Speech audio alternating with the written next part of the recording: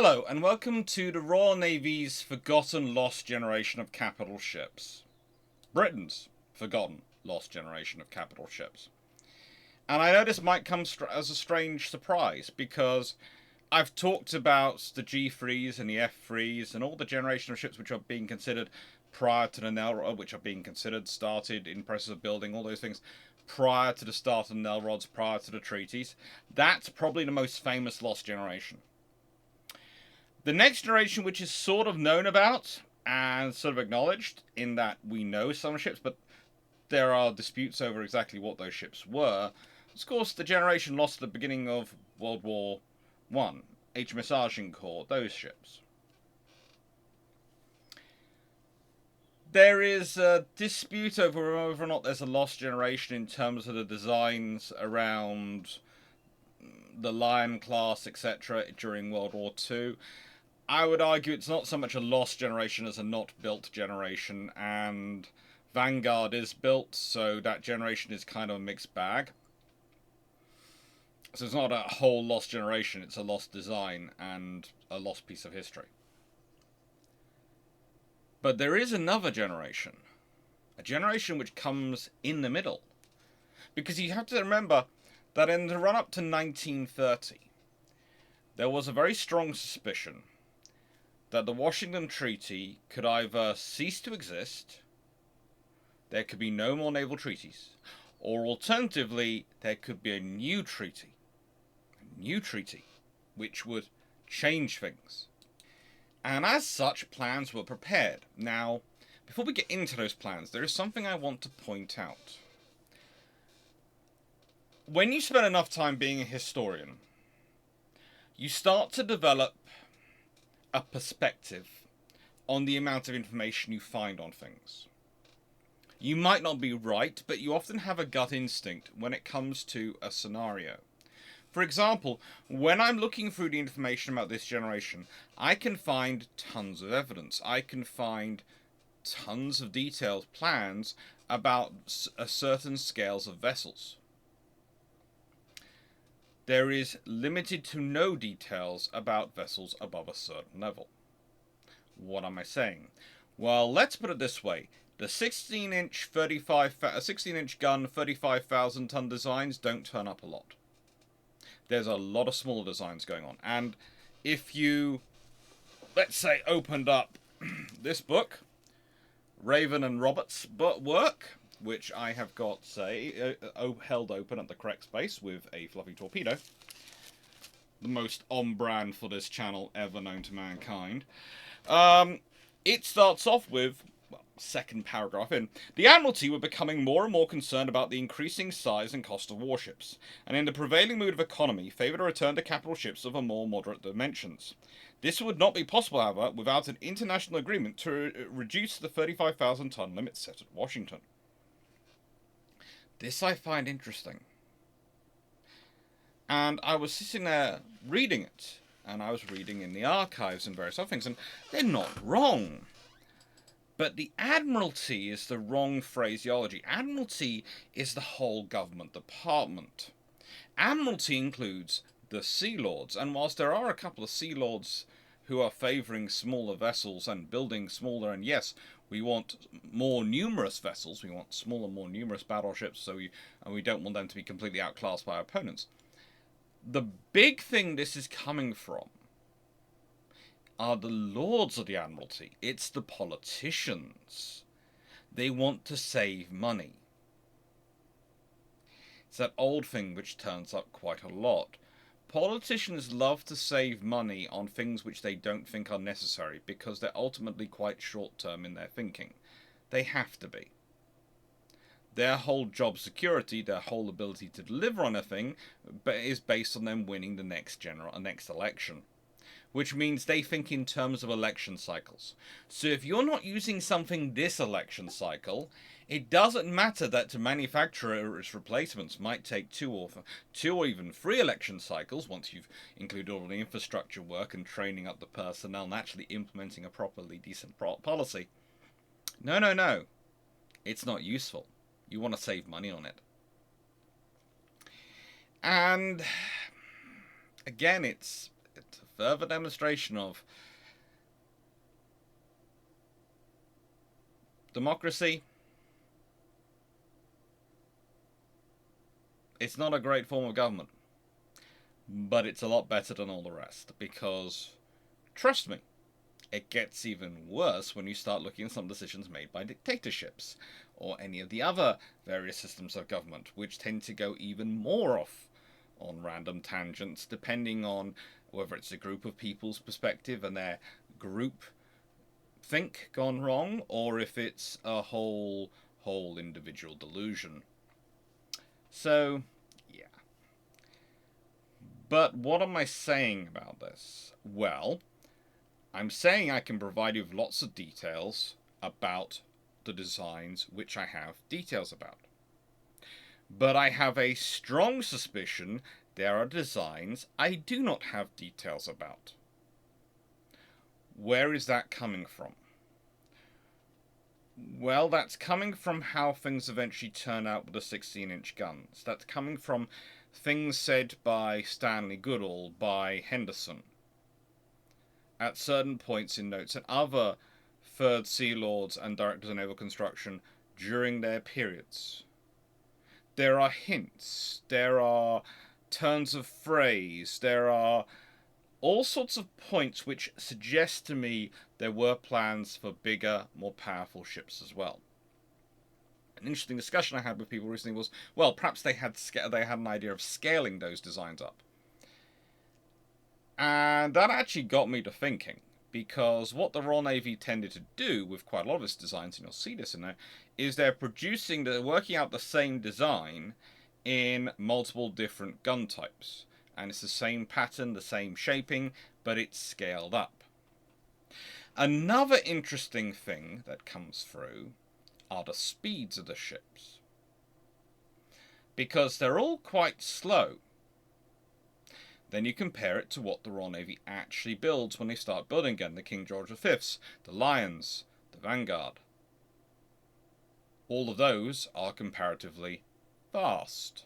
They're 28 plus knots. Now, is this because the Royal Navy in this time period are not worried about the speed of their capital ships? No. Actually, a lot of the strategic papers coming through actually are discussing the need for having a rapid response around the world. And this got me to thinking and looking at these designs and going, hang on, maybe I can start blocking out what are the realistic bases of designs here. What are the ones which have a real possibility, which fulfill the strategic role the Royal Navy's worrying about? Because there is always a balance of the politicians don't want to spend money, but the Admiralty knows that they will be the ones who will get blamed if things go wrong around the world, because, again, this is a beautiful thing about any political system. The politicians will take the credit when things go right. When things go wrong, they will blame the people below them, as a rule. So if the defence procurement is correct, the Prime Minister will go, yes, everyone, I made the correct decision. If the procurement proves wrong, the Prime Minister will go, well, you know, the Minister of Defence runs the department, and the Minister of Defence will go, I was following the advice of our servicemen and women and what they were suggesting. And the servicemen and women are sitting there going, we wrote your report, giving you 5 options, you chose the cheapest option. We're not allowed to give you one option. You chose the option which fitted with what the Treasury required, but the blame goes down. Credit flows up. So, when you're looking through these designs, you have to start thinking, which are the realistic bases of these designs? What are the realistic points? There's also something else to consider with some of these designs. Some of them are absolutely horrendous. They are death traps. Why am I saying this? Because in any scenario where they are built, the older ships with bigger guns would only be phased out slowly. we're going to be talking about their armor profiles, but pretty much you're going to be building a class of ships which HMS Warspite could wipe out in an afternoon without even flexing her muscles. She'd have to use her forward turrets, wouldn't have to bother to engage the aft ones, could save on barrel wear. That is the reality of what we're talking about. So again, I ask you, when you see the phrases, the Admiralty was worried, the Admiralty's going to look at the ship designs and go, well, would you, as a director of naval construction, would you as an admiral, who, and remember, the third Sea Lord is usually a rear or a vice admiral, so she could well be serving on these ships in conflict, could be in charge of that fleet. Like Jellicoe found himself in the Grand Fleet. He was in charge of ships which he had been in charge of the construction of. So it's not unheard of for third Sea Lords to end up very high senior positions at sea.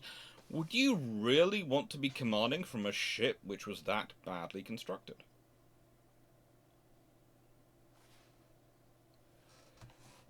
It's worthwhile thinking about it. Tribals, Battles, and Airings. I know. The only book I have... I'm talking about battleships all the time at the moment, and carriers all the time, and the only book I have out for you to go and procure if you would like from me is about destroyers. There are more books coming. They are going to be e-books, but at the moment there's a competition, which there should be a link down below, where there are two of these, two copies of this up for grabs, which we personalised and autographed, and a nice little paragraph written in from me to you, which might add to the value and might destroy the value completely. I don't know. It's up to you. But yeah, I'm an academic. I write books. I've published one book, but I write books. There are multiple ready to go. I just have to pay for the pictures. So, let's start off with the designs in 1927. And the reason I'm starting off with 1927 is because, honestly, the 1926-25 design studies are mostly just we're playing around with Nelson and Rodney as we build them. That's it. That's the design studies. And the details about them are interesting. Now, one of the things you have to remember whenever you're looking at this, the whole time period, the Royal Navy's Directors of Naval Construction organises their constructors and has them producing design studies all the time. We are used to talking about designs as in they're attached to certain programs. But there will be a cruiser design study program ongoing. They will then select options from that to develop into designs which then go towards a program. That is the process. There is an ongoing carrier design program. There is an ongoing capital ship design program.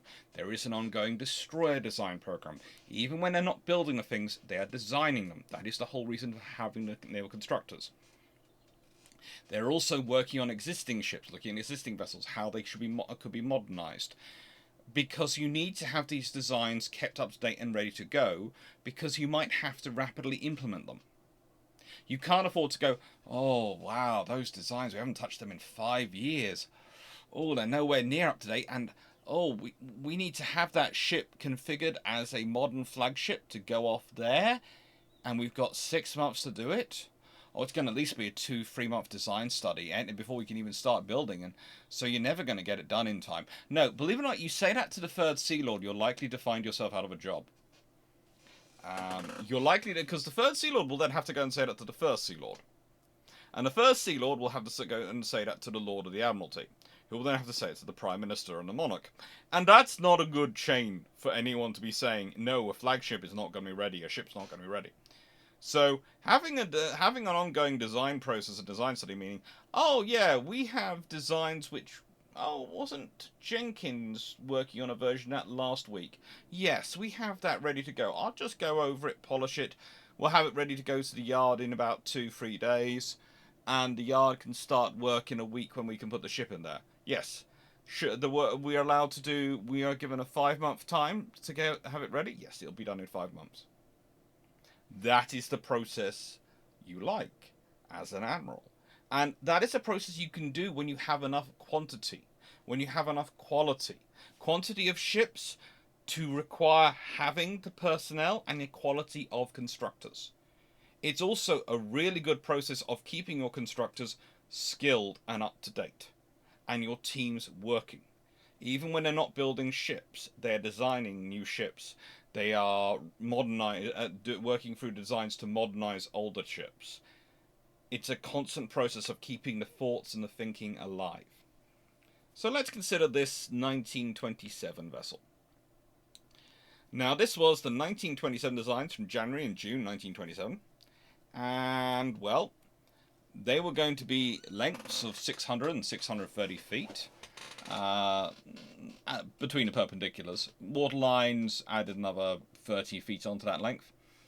And then beam was 100 foot maximum. Now, here's the first point at which I am starting to get worried about this ship, because it's going to have they're going to have the same draft, the same, well, near enough similar standard displacement, and yet one is going to have a greater length to beam ratio, not by much, but by a bit. And they're going to have the same amount of shaft horsepower, 45,000 shaft horsepower. And they're both going to apparently be able to do 23 and a quarter knots at standard draft and 22 and 3/4 knots at deep draft. And that doesn't make sense to me, because the hulls are different at this point. One's longer. And they're going to be armed with 14-inch guns. The Vickers salesmen have been in there. Now, on the January one, that's 9 14-inch guns in 3 triple turrets, with 100 rounds per gun carried. With the June one, that's 8 14-inch guns in 4 twin turrets with 100 rounds per gun carried. 12 6-inch guns on both. 4.7-inch high-angle guns in 4 twin turrets on the January 1927 one. 6 4-inch single high-angle guns on the June 1927 one. Multiple pom-poms for each, and submerged torpedo tubes plus aircraft. The armour for both was to be a 12 inches abreast the main magazines, 10 inches abreast the machinery, and secondary magazines, 10 inches and 7 inches forward for the bulkheads, 9 inches and 4 inches aft for the aft bulkheads, 12-inch maximum on the barbettes, 14-inch front on the turrets, 10-inch and 9-inch sides and rear, 6.5-inch on the roof. Secondary turrets, 1-inch NC. And conning tower, 12-inch maximum, 6 inches on the roof. Conning tower tube, 5 inches. Conning tower hood, 4 inches and 3 inches. Directed control towers, 2 inches and 1 inch. Main deck, 6 3/4 inch over the magazines, 4.5 inch over machinery. Lower deck aft, 4 3/4 inch. Torpedo bulkheads, 1.5 inches. Funnel uptakes, 8 inches of armor around the funnel uptakes, all to protect the engine room. That's decent. It's not great. It's not as good as HMS Nelson or Rodney, but these ships are 28,000 or 29,000. Well, 28,000 is the most similar design to them. That's a saving of 5,800 tons.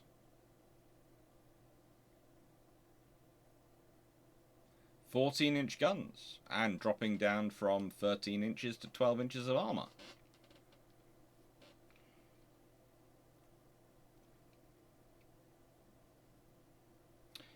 It's an interesting option. It really is. There's also something else interesting to consider. The fact that compared to the Nelson Rodney, they're going to be about 80 foot shorter. About 80 foot. Technically it's 79 foot, 10 inches, but let's be honest. Are you really going to make me work out the maths? It's just cruelty at this point. And they're going to be thinner, because they're going to be 100 feet rather than 106 feet. And their draft, well, the mean draft is going to be shallower by 2 foot. So these are smaller ships in every stretch of the imagination. And they're armed with 9 14-inch guns.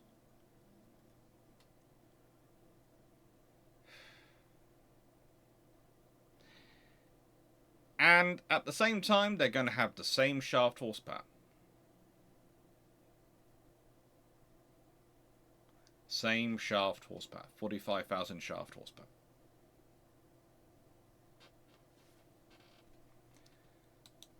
This design doesn't go that far, but it was kind of interesting for me that when Dodders, one of the subscribers, and I put out a thing on the Discord server, if you have designs, ideas, because we have no designs for these papers, we only have the stats written down, please send them in to me. Put this together in the F3 form. And it was interesting to consider. There is actually a possibility that in the 14-inch guns could be configured in the F3 style layout. There is a possibility for it. I wouldn't be surprised if they find themselves configured in the Nelrod style, because this design to me smacks of making everything as small as you possibly can. It also to me smacks of a baseline. That sounds strange to say, I know, but when I'm looking at some of the writings around it and some of the thoughts around it, the whole thing seemed to me in 1927 like the Royal Navy was establishing what would be the minimum viable baseline for a battleship. And even then I was looking at going, yeah, you take that up against Nelson or Rodney or any ship equivalently armed, that's in trouble. Yes, it's got 9 14-inch guns. Yes, it's going to have a fairly decent rate of fire. But it's got 12 inches of armour over its best points. The King George V's will have 14 3/4 inches of armour, pretty much 14.7 inches, to be technical, of armour. Admittedly, the British work out their armour in terms of weight, but we'll not get into that at this point. It equates to roughly 14.7 inches. So we're talking about something which is a lot less capable in terms of armour. It's going to be the first battleship the Royal Navy will have built which has gone down on its previous generation, its protection. And that sounds like something which is so Royal Navy to do. I mean, that really sounds like the Royal Navy. And things get even more interesting when you go further in, because in 1927 they did actually produce also 16-inch gun designs, which there are no stats for. We just have the designs. We have no stats. We have no stats. But again, strong suspicion that, like with this design, the 4.7-inch high-angle guns, the twin mounts, which Dodders has put in really nicely and done in this drawing, by the way, would have been used. I also would say, having looked into the 16-inch designs and scaled things up roughly, I'm not going to give you any figures because this was entirely my rough scaling working out. Well, these designs work out longer, but still roughly the same beam as Nelson and Rodney. They work out longer, but still roughly the same beam. It's also an interesting question of, would these have had 45,000 shaft horsepower? And, for further delectation to consider, there's the fact that these designs have the aircraft handling facilities aft, and the guns forward. The idea is starting to percolate in. The 6-inch secondaries are all aft, whereas on the upper design they're mounted throughout, in a fairly balanced way, actually. And the other discussion is the 4.7-inch guns. Where are they going to go? At this point, it seems to be the illustration gives examples of 4-inch singles, but there is a lot of discussion of 4.7-inch duals. And I started thinking, okay, so if these don't have stats, what am I looking at here? Am I looking at something which is 35,000 tons armed with 16-inch guns and has 12 inches of armour? If so, what kind of horsepower am I considering? What kind of speed am I looking at? And I really started to wonder. And by the way, these drawings, I've used the drawings which come from the book. I have to admit, I've used the drawings which come from the book. It's a very good book, and that's why I referenced it at the beginning, and I'm using it for educational purposes. But the reason I've done that is because the archive drawings, they're all over the place. And unlike with ships when they are to the point at which they are being built, where you can go and find far more detailed designs drawn up in yards, because the yard construction designs are organized in a very different way than the Admiralty designs. You don't have the option with unbuilt designs of doing that. In fact, your options become very limited. You have the systems by which, if they have tables, if they have table information, and I'll be showing you some tables second, rather like earlier, and those are often in standard style tables in the archives. They are literally, they all look exactly the same. They're all laid out the same way. And sometimes they'll have the comparisons all listed down of all the different types being looked at. Or sometimes they'll be in their own individual sets of papers and you have to compile them together. And sometimes there'll be drawings, and sometimes there won't. But again, when you're going through these drawings, and I've been lucky enough to do so, you get the strong sense that there is more that isn't there. That there are tables of data which isn't there. That there are designs which aren't there.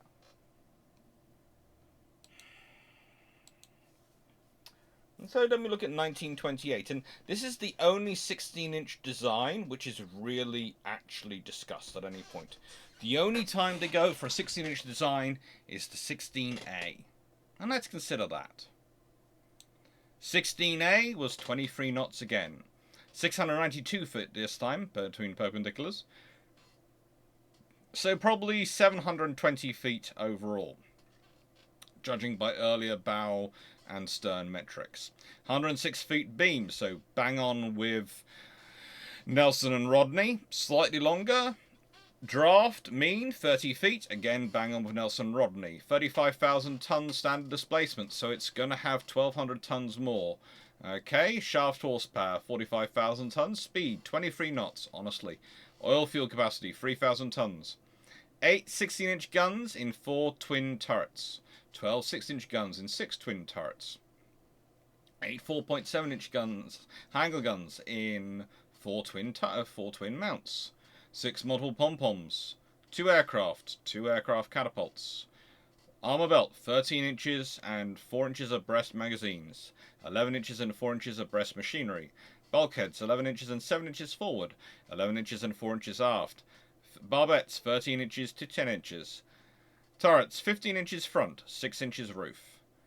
Conning tower, 12 inches and 8 inches, 6 inches on the roof. Decks, 6.5 inches over magazines, 4.5 inch over machinery, 4 inches over steering gear.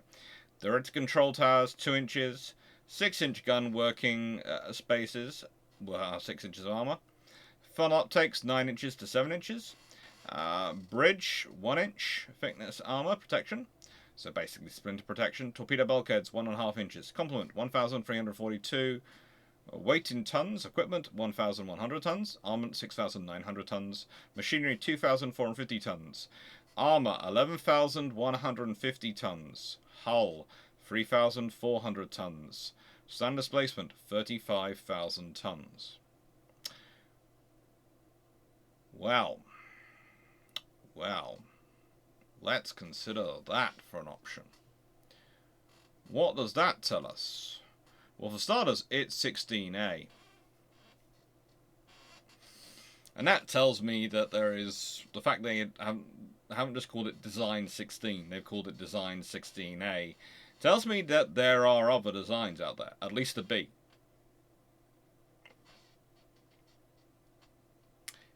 This is the point at which people start going, what, you're jumping to conclusions here. I'm not. You don't have a number and lettering system in the Royal Navy system of organising designs unless there are multiple designs. I can point you to the scenarios where I have found a 16, well, let's say it was a cruiser one actually. It was a 6A, 6C, and a 6D, and I think there was a 6H as well. Now I can tell you, mostly thanks to the very nice table I had of comparisons, there is also somewhere an F and a G. So I'm reckoning there's probably a B as well designed somewhere for that one as well. That would make sense. And that would fit with the Royal Navy patterning. So the moment it's a 16A, it tells me automatically there is another 16-inch design. There is at least one more.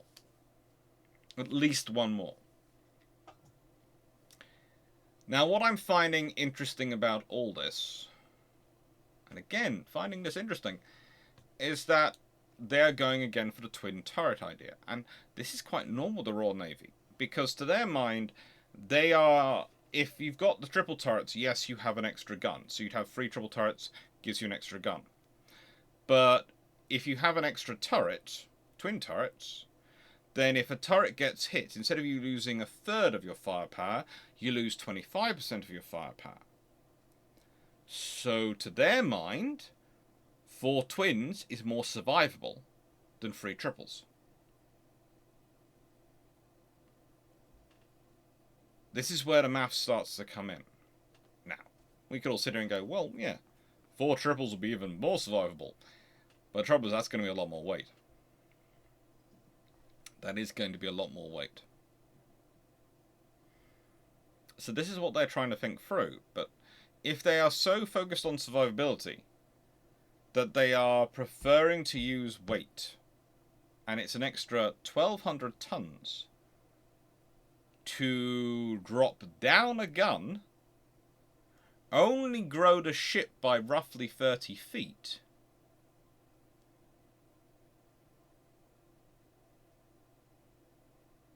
then looking at the other options which come next seems a bit strange. Because once we start looking at the 14A and 14B, and this is what they are, the 14A and 14B, you very quickly start to realise, well, hang on, the 14A saves 4,300 tons in standard displacement, and what does it get you? Well, it gets you something which has 2 inches to an inch less armour.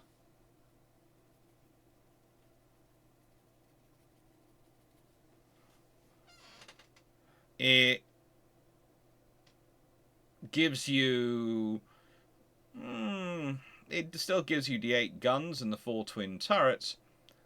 But let's see, you have dropped down 32 feet in perpendicular length, and so probably 30 feet in overall length. Your beam is not that much thinner. Your draft is not that much shallower. And you've gone up 60,000 to 500 shaft horsepower. And notice what's interesting there. What's missing? The speed calculation. So, you've gone down in weight. You have dropped down in length, but you're still not that short. You've gone up by... wow. If we consider it, and we should probably consider this properly, it's 15,500 shaft horsepower versus the 16A design, and that's 17,000 shaft horsepower compared to the 14B design, which again is shorter and the same beam, so that's length to beam ratio is not as good. So that's going to have 17,000 more shaft horsepower than this, and a better length to beam ratio. Remember, the longer you are in relation to your beam, the greater the length is to the beam, usually the faster your hull goes through the water, the more efficient it is at going through the water. There's also, though, more of an area for you to armour, so it tends to have weight, and there are other trade-offs as well. So it also, the shorter the shorter your length to beam ratio, the more maneuverable your vessel is. So if you're doing anti-submarine warfare or something which requires maneuvering in tight manners, you usually want a shorter beam your ship. If you're doing something like long-range cruising, you want a greater length to beam ratio. So this vessel, what are we thinking? It's got a greater length to beam ratio. It's got 25% more shaft horsepower. And yes, its displacement is more, but that's not by much. That is really not a lot of displacement difference. Again, if we look at it, it's 29,070 tons versus 30,700 tons. In ship terminology, a tonnage or differential of 1,630 tons is nothing. I'm reckoning we're looking at a 27, 28 knot vessel.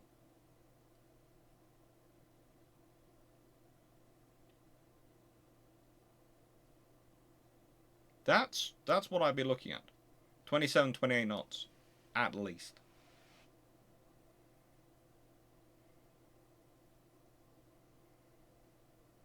But there's a lot of attraction going in for the 14 for the four twin turrets and survivability. Again, this armor, well, what they mean when they say they've got 11 inches and 3 inches or 13 inches and 4 inches is that you'd have 13 inches armor and then you have 4 inches over the magazines. So it's 13 inches thick main belt, 4 inches extra armor over the magazines. And then it goes down to 11 inches thick main belt over the machinery spaces, but there's an extra 4 inches over the magazine internal. So that's what your internal inner belt is. So their inner belt's about the same thickness as what they're fitting on the County class, which makes sense because there's a lot of 4-inch plate going around, so that's cost effective. 3-inch belt?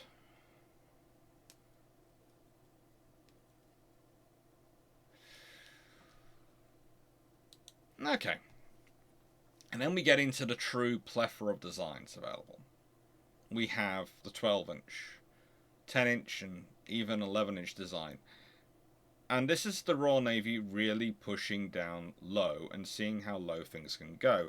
But here's when you get into some really big problems if you consider these serious designs put forward by the Admiralty with a serious idea of actually delivering them versus they are being requested by the politicians.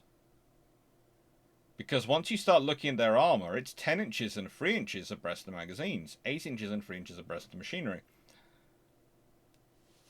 10 inches of armour. Even angled. These ships are not... well, some of them are fast enough to run away from a Colorado. But most of them aren't, and getting away from a Nagato, they could do 26.5 knots. There is no way any of these are getting away from that. And the thing is, those ships aren't going anywhere anytime soon in 1930. Nagato is 10 years old. No treaty is going to get rid of all the 16-inch gun and 15-inch and 14-inch gun ships. No treaty is going to do that.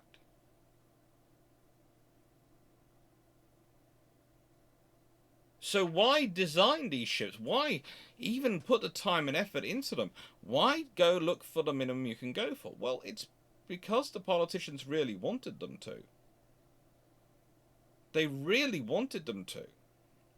Because there are lots of people who felt that in the 1920s and 30s, you could put the genie back in the bottle.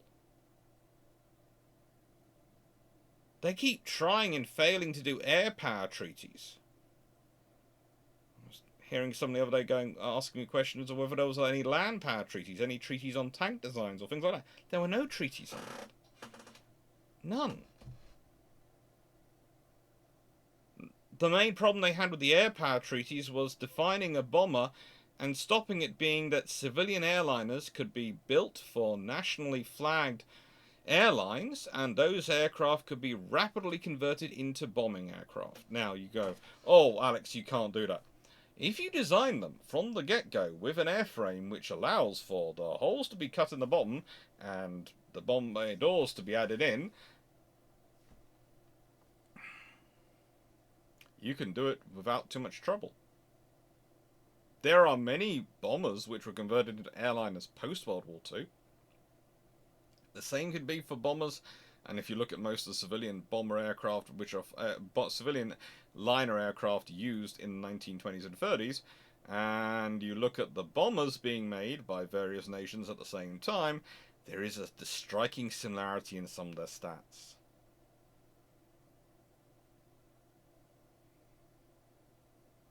Also, if you manage to legislate against anyone having bomber aircraft and manage to get that through a treaty, then why do you need fighter aircraft?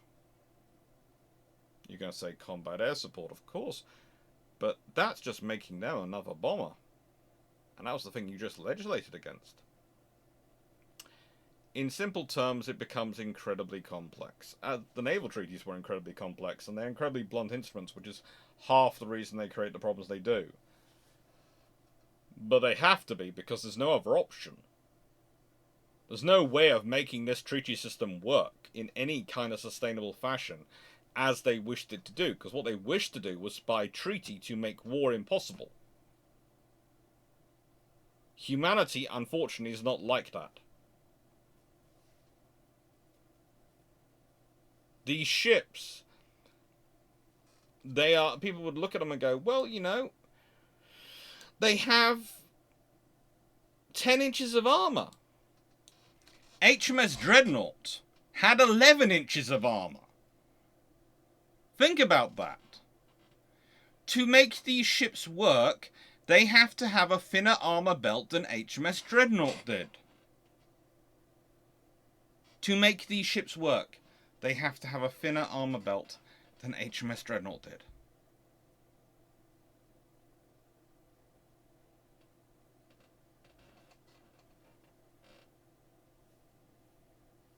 It's almost obscene.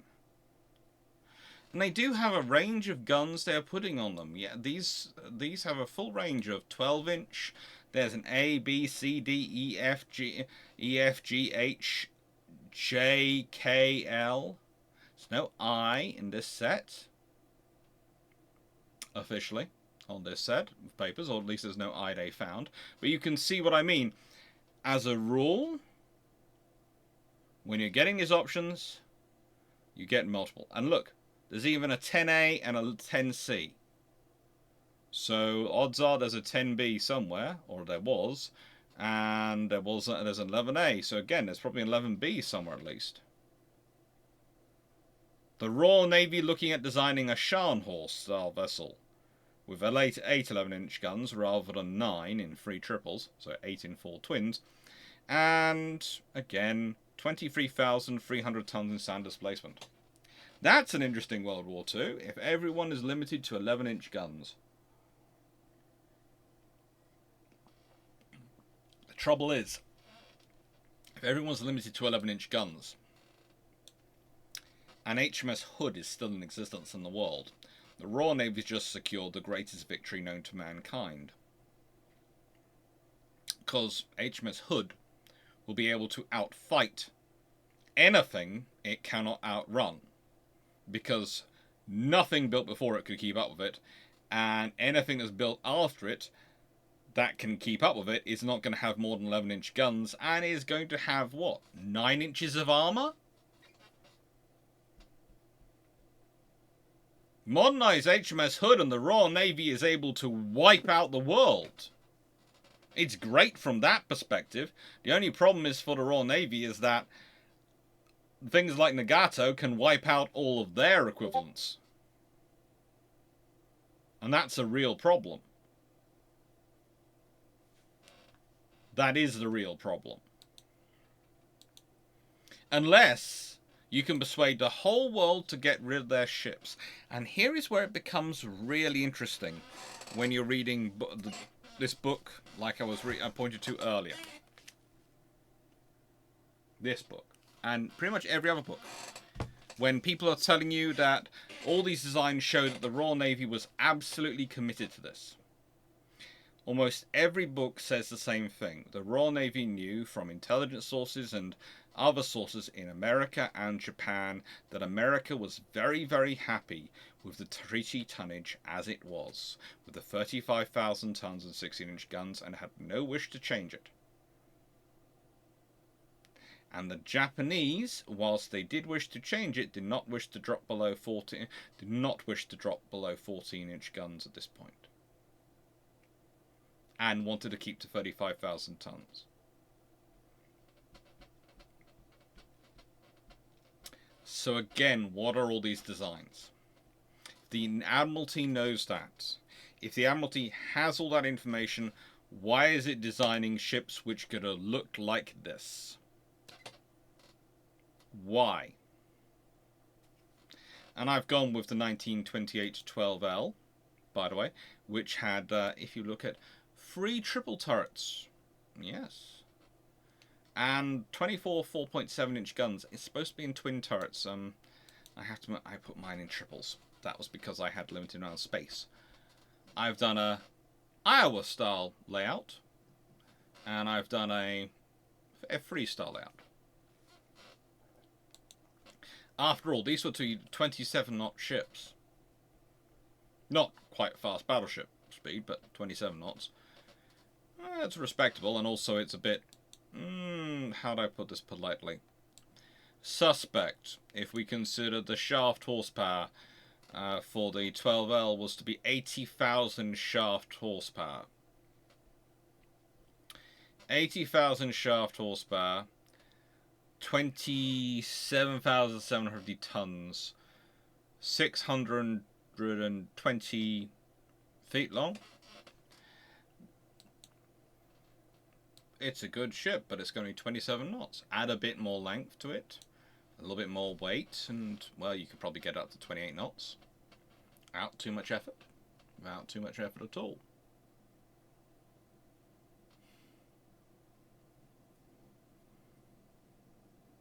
But these designs, realistically, they don't make sense in any world where any of the surviving First World War ships and post-First World War ships are in existence. They don't. And don't even think about them in a scenario where the Germans built Bismarck. If the Germans had built Bismarck and Tirpitz as originally, and the British were primarily fielding vessels of this size and type, by that point, because of some kind of changeover procedure, there would be a panic construction happen faster than anything. There would have had to have been. Because you cannot make one of those deal with a Bismarck. Oh, don't even start me on a world where Yamato exists. So, what are we dealing with this scenario? Are the British Admiralty, as a whole, completely out of touch with the rest of the world? The odds are not. They are fairly insular on occasions, but they also have a lot of intelligence information that they read, and a lot of the Admiralty debates and the Sea Lords' discussions and debates about these things, and especially the Third Sea Lords' discussions about these things, go into quite heavy detail about what other nations are doing. So, what is this?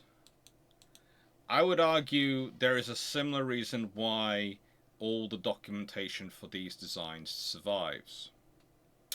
It's a political exercise. Tables, documents, drawings of all these types, you can put them in front of the politicians.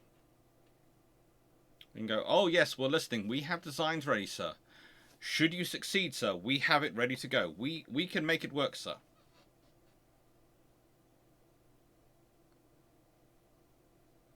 When they ultimately fail, oh, sorry, sir, you tried your hardest, but the world is not to be. Here is the design we're going to have to build. And that design I'm guessing would have probably looked a little bit like the vessel at the top.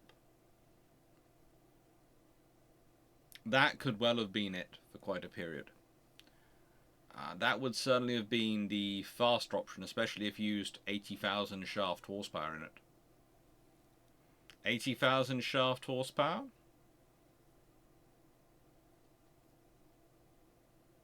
Maybe more.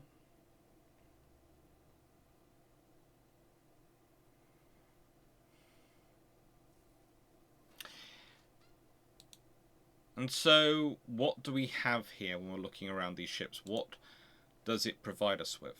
It provides us with an avenue into what's really going on through what's not being discussed. All these smaller designs, all these probably quite extensive design studies, are a very good way of the Royal Navy training itself, of the Royal Navy developing its skills, developing its constructors' skills. But are they really a commitment? Well, let's consider the King George V class when they are being designed and built.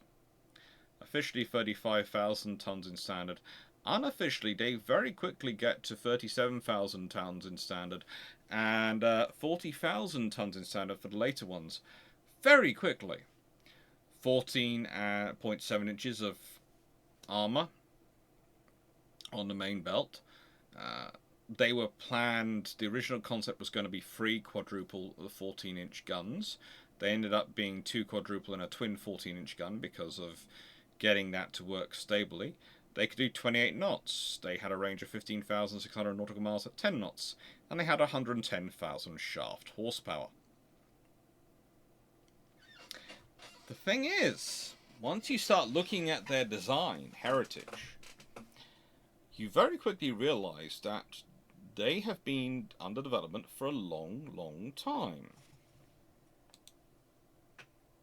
These sort of designs.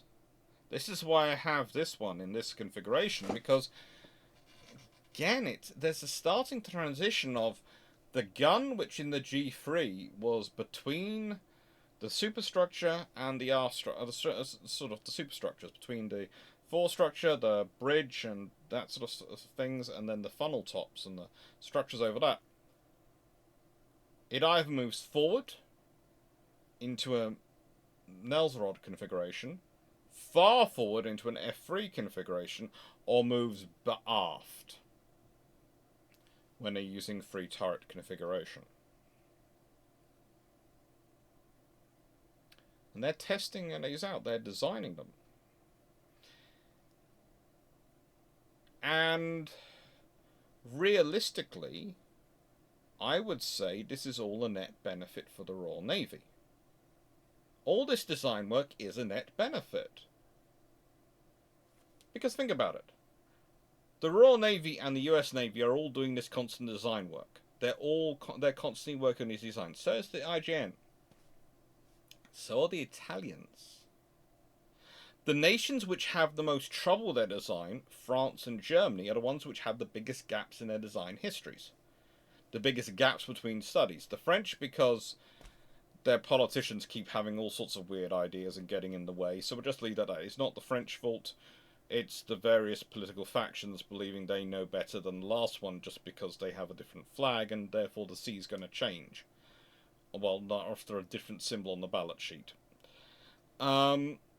For the Germans, they are not allowed to design anything, and their systems and their studies and their teams which would work on these things are systematically broken up.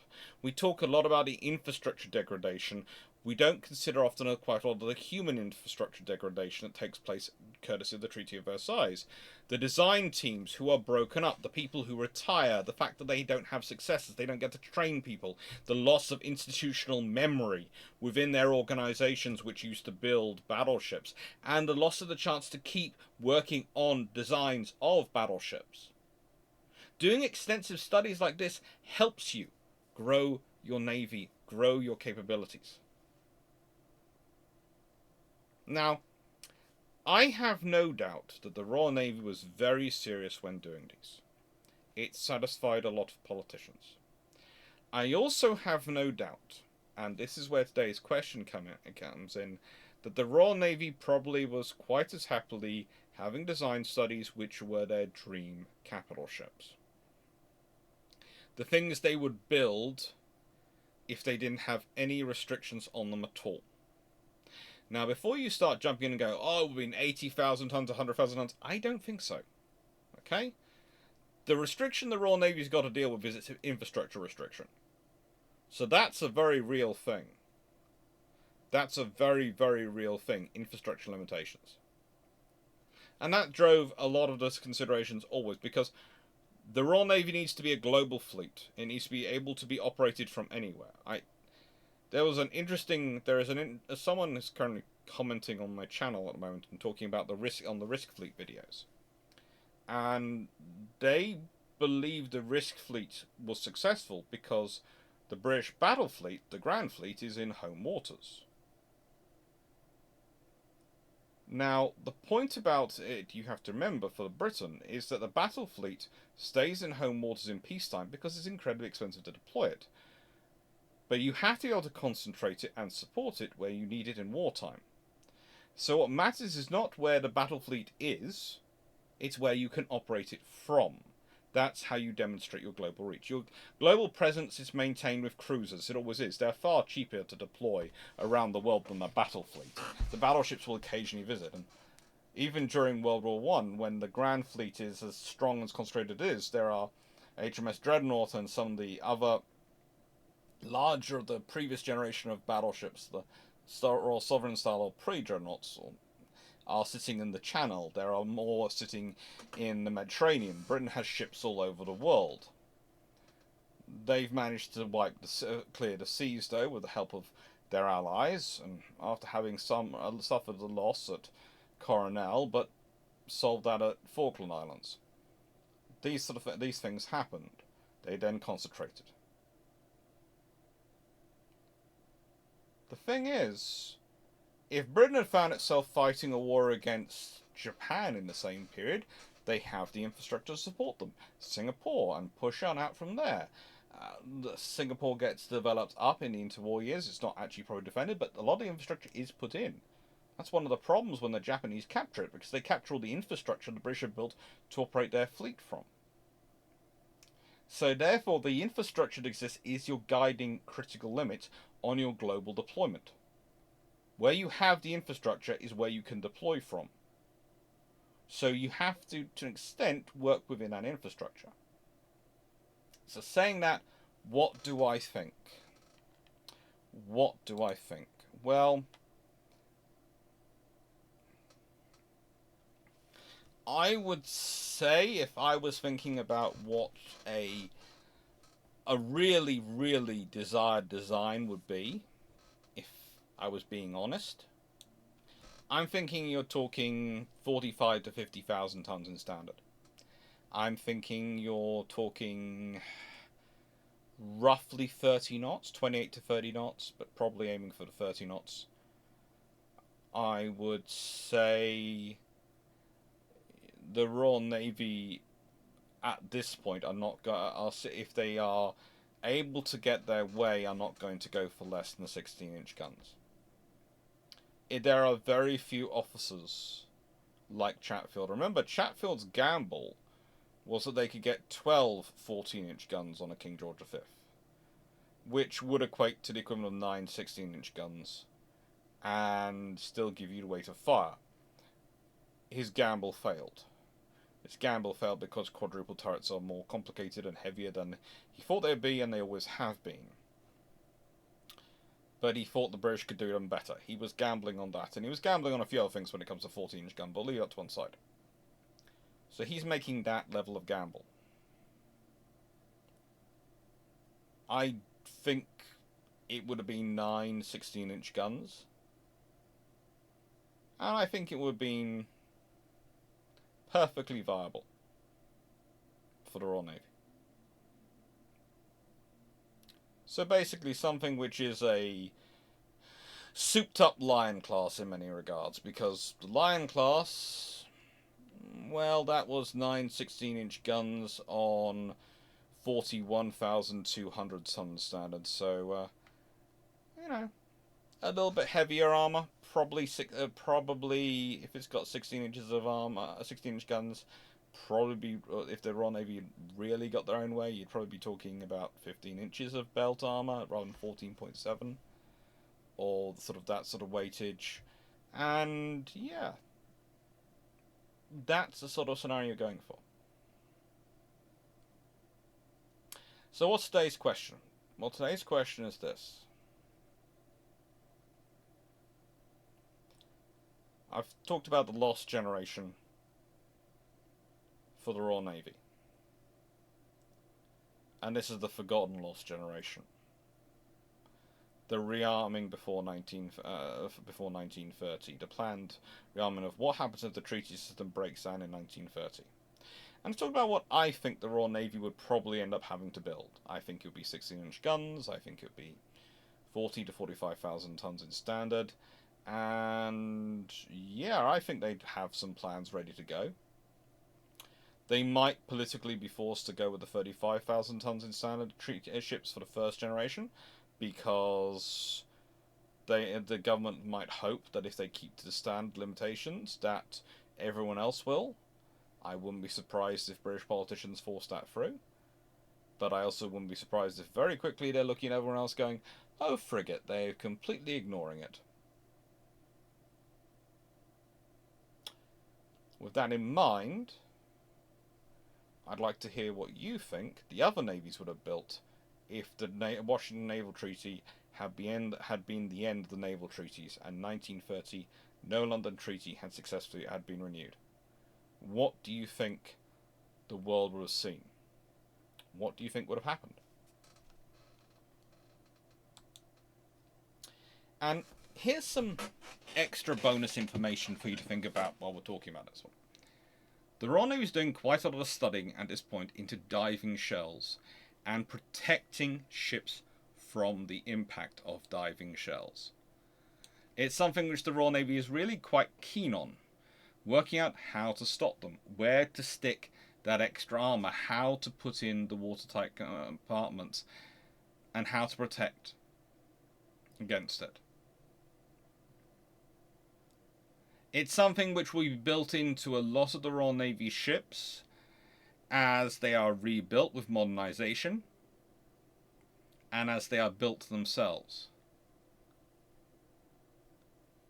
And it really does provide an interesting what-if perspective for a lot of World War II damage received by some of the Royal Navy capital ships, if more of them had received this kind of level of protection. Working out how the angle of descent and range affects the remaining velocity on striking the water in terms of feet per second.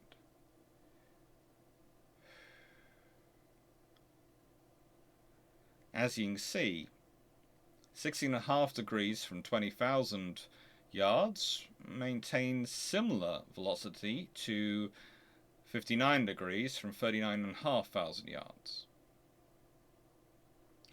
The thing is, the shell from the 39,500 yards shot actually retains greater speed further below the water. But you also start to see why the Royal Navy thinks that there is a safe zone, an area between the shortest and longest ranges, a sweet spot, where the shells are going to do less damage to you. And if you can get into that spot, as long as you can hit the enemy, you have more of a survivability.